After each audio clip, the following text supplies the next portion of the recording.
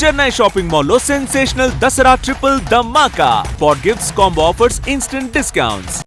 తెలుగు రాష్ట్రాల్లో నదులు పొంగి పొర్లుతున్నాయి. ప్రధానంగా కృష్ణా, గోదావరి నదులు వరద నీటితో నిండి కుండల్లా దూకుతున్నాయి.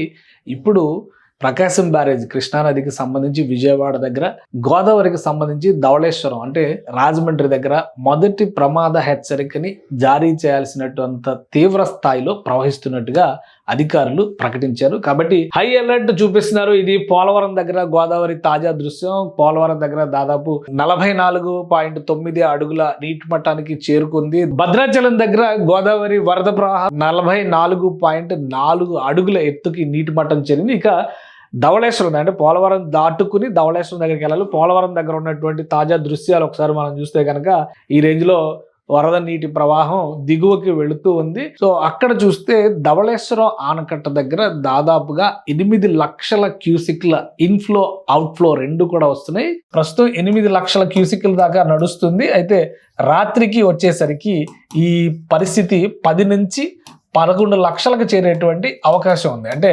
ఆల్మోస్ట్ ప్రమాద హెచ్చరిక స్థాయికి వచ్చేసినట్టుగానే గోదావరి నది పైన మనం చూడాలి.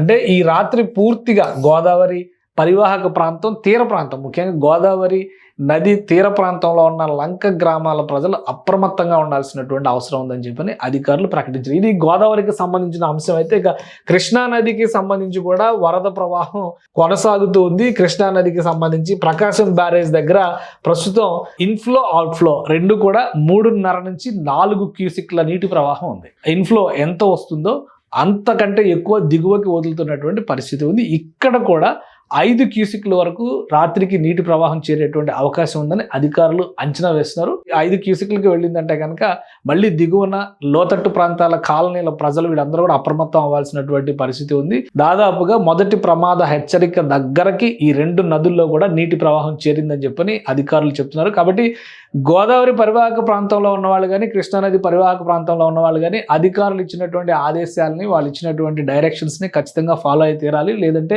రాత్రి గడిచేసరికి ఎగువ రాష్ట్రాల్లో కనుక ఇంకా వర్షాలు బాగా పడితే వర్షాలు పడేటువంటి అవకాశాలు ఉన్నాయని చెప్తుంది వాతావరణ శాఖ. కాబట్టి వర్షాలు తీవ్ర స్థాయిలో పడితే ఈ నదుల్లో మరింతగా నీటి మట్టం పెరిగేటువంటి అవకాశం ఉంది. లోతట్టు ప్రాంతాల ప్రజలు, నదీ తీర ప్రాంతాల కాలనీలకు సంబంధించి ఊళ్ళకు సంబంధించినటువంటి ప్రజలు అప్రమత్తంగా ఉండాల్సినటువంటి సమయం ఇది.